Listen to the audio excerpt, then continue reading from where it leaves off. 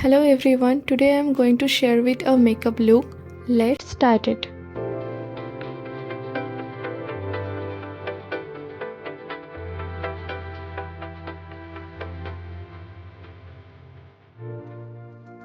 প্রথমে আমি আমার স্কিনটাকে ময়শ্চারাইজার দিয়ে প্রেপ করে নেব। ময়শ্চারাইজারটা আমি একটু বেশি করে নিলাম যাতে ফাউন্ডেশন ইউজ করার সময় আমার ব্লেন্ড হতে সুবিধা হয়। ময়শ্চারাইজার মেখে আমি কিছুক্ষণ ওয়েট করেছিলাম, দেন আমি আমার মেকআপটা শুরু করেছিলাম। এবার আমি কনসিলার প্যালেট থেকে একটা লাইট শেড নিয়ে আমার ডার্ক স্পটগুলোকে হাইড করলাম। দেন আমি ফাউন্ডেশনের জন্য কালার এসেন্সের এইচডি স্টিক ফাউন্ডেশন নিলাম। ফাউন্ডেশন হিসেবে আমি যে শেডটা ইউজ করছি সেটা আমার স্কিন থেকে 2 শেড লাইট, কারণ মেকআপ যখন আমার অক্সিডাইজ হবে তখন আমার ন্যাচারাল স্কিন টোনটাই ফিরে আসবে।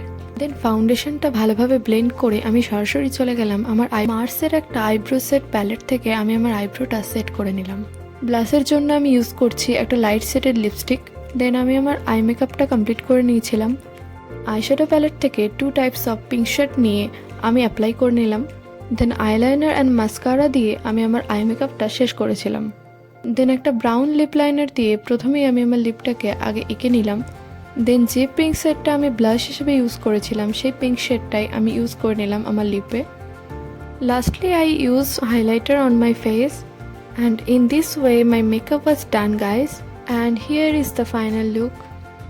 তোমরাও এই লুকটা 25শে বৈশাখে ক্রিয়েট করতে পারো অ্যান্ড আমাকে জানিও কমেন্টে তোমাদের কেমন লাগলো।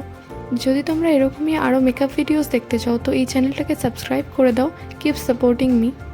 Thanks for watching everyone.